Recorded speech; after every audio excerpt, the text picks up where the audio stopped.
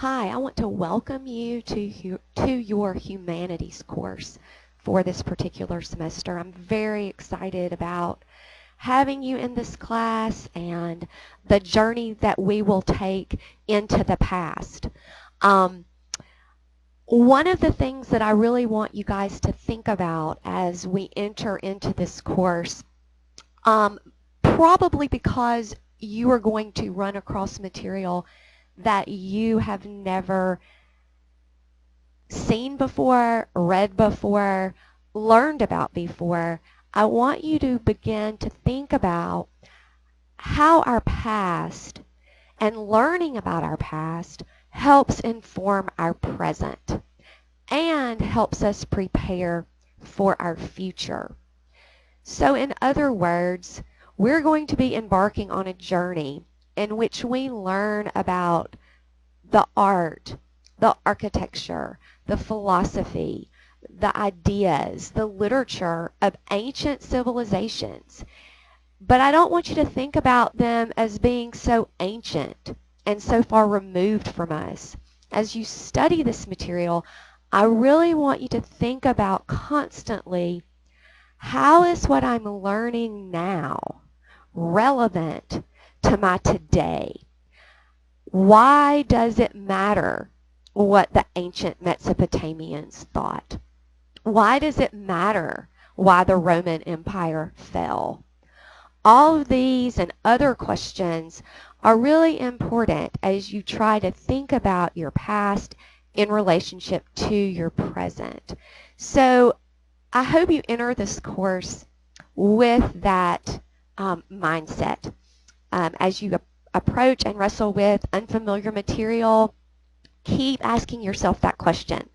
Okay, how does this affect me today? Or if X hadn't happened back then, what would life look like today? So constantly keep that question rolling around in your brain.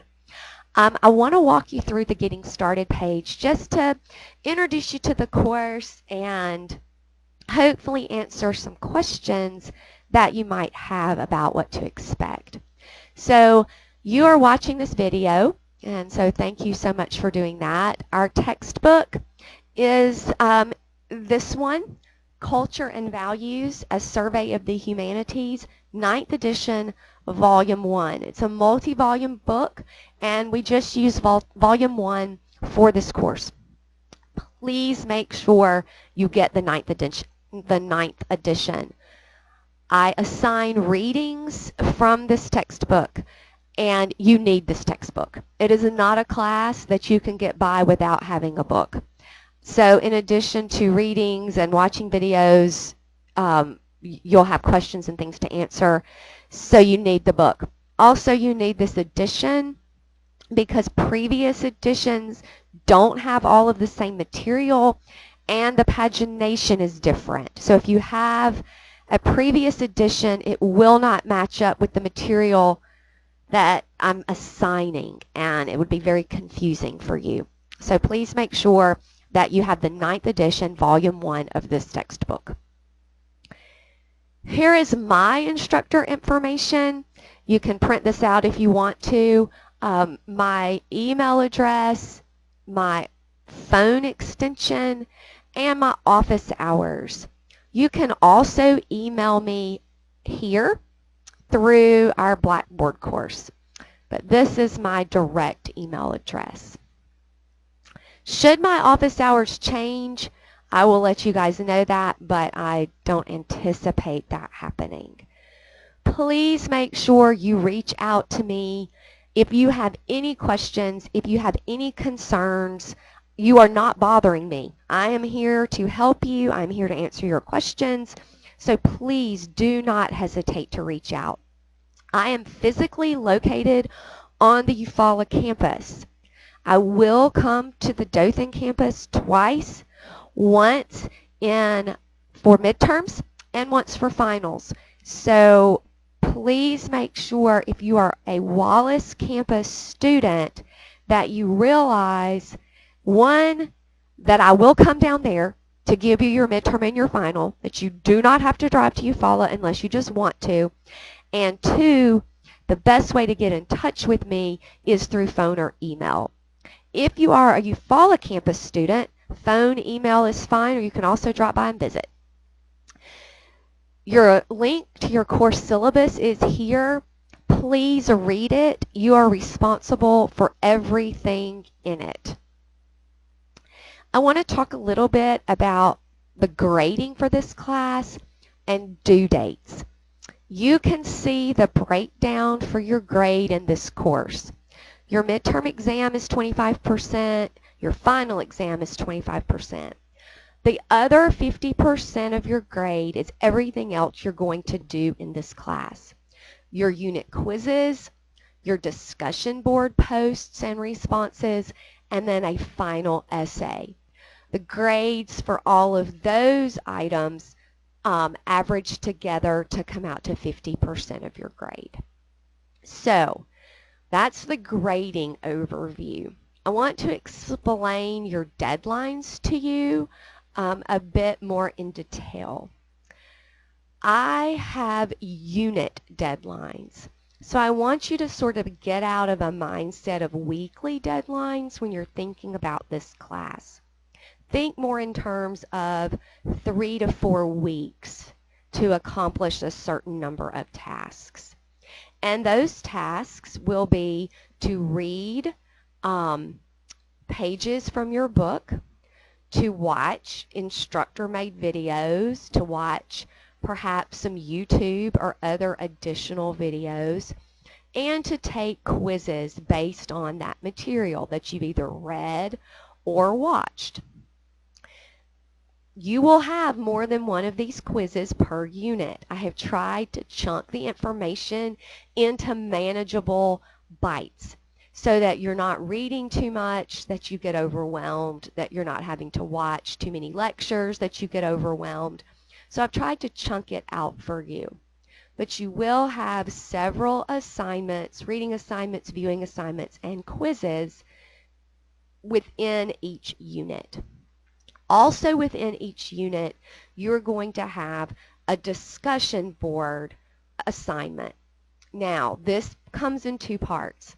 The first is your initial response to a question that I pose. Now, that response, that initial response, at a minimum must be an 8 to 10 sentence paragraph.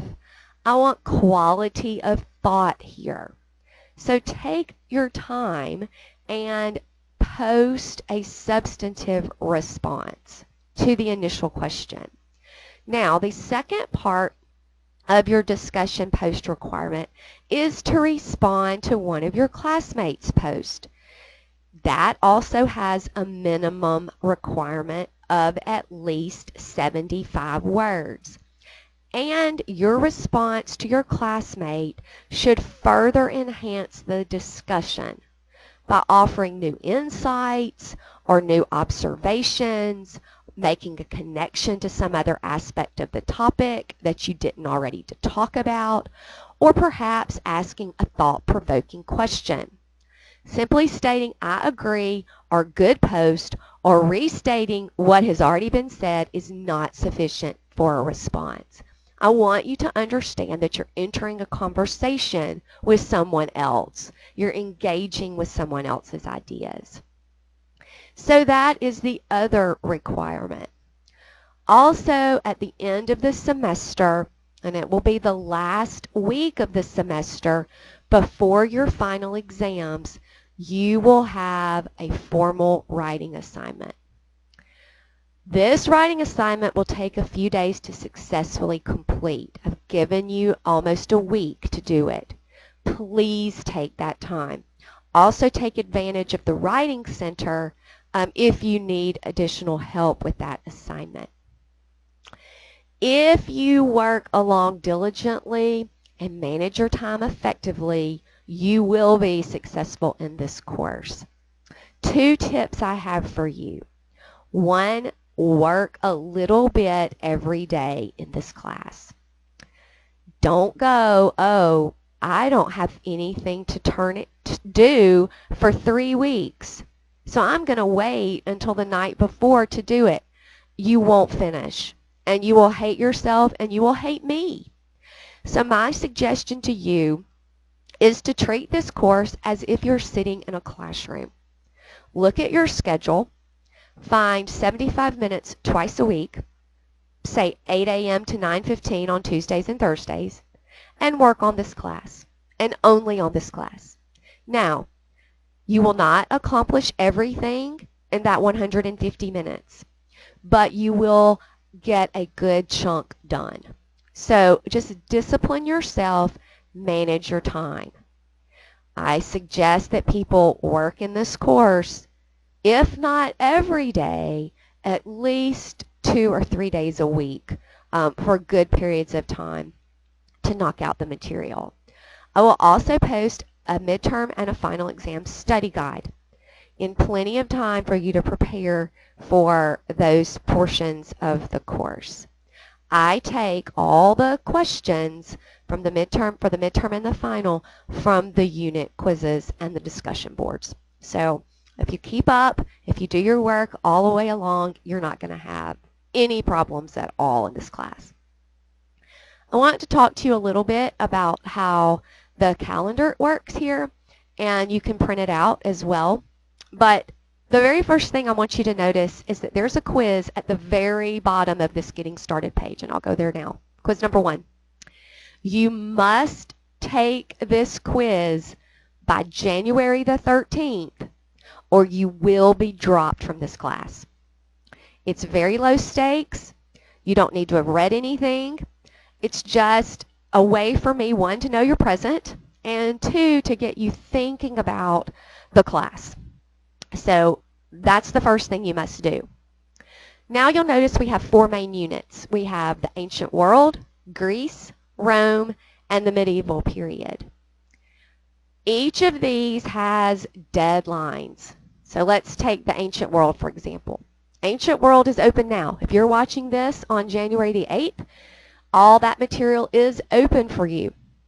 All the quizzes are due by February the 2nd. Your initial discussion post, that's the 8 to 10 sentence at least paragraph, is due by February the 1st. And then your response discussions are due by the 2nd, the same day that all the quizzes are due. So we wrap up the unit. This does not mean you wait until February the 1st to post on the discussion board. This does not mean that you wait until February the 2nd to submit all your material. As soon as you complete an assignment, submit it. Whether it's the discussion post, whether it's a quiz, the sooner you submit it, the quicker you can get feedback from me. So, and the easier your life will be. So these are deadlines. So you should be turning things in all along in this big chunk of time. And you can see Greece works the same way. Here are your exam options, times that you can take your midterm on the Dothan campus, times you can take your midterm on the Eufaula campus. Now, a couple of things about these dates and times. Go ahead now. Clear it with your job. Arrange childcare. Whatever you need to do to be present at one of these 3 times, make those plans now.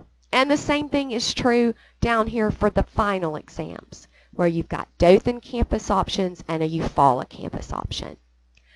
Do not wait until 2 days before you're supposed to take an exam to let me know that those times don't work for you, particularly if you're on the Dothan campus, because these are the times I have scheduled to drive down there. If you have a conflict, that means I have to find another instructor to proctor that exam for you. And we are all really busy during midterms and finals, and so it just makes it stressful for everyone. So if you will go ahead and pick a time, clear your schedule, and plan to be there, that would be best for everyone. So please, please do that. The other thing is you can see your final essay is due April the 24th, there will be more specific instructions about that essay as the semester progresses. You do have the option of using an off-campus proctor for your midterm and your final. If you are not local, in other words, in this, regional area, then you have this option. The application can be found in this link below, and it must be completed and submitted at least 2 weeks before the scheduled exam. So please make sure, if this applies to you, that you get that turned in by the deadline. If you click here and you cannot run this video, then you need to download this software just to make sure that you can successfully have all the materials for the course. These are some services available for you as a distant ed student. Even if this is your only online class, these are still available to you. This is a quick little video about how to check your grades. Some of you will know this, others of you won't, and this is a question I always get asked. So when you have an opportunity, check that out. If you need a transcript for an instructor-made video in this course, and there are a lot of them, please let me know and I will get those to you. And then finally, that you need to take this quiz right here in order to keep from being dropped from the class by January 13th. So it is just great to have you guys. I'm super excited. Contact me if you need me for anything.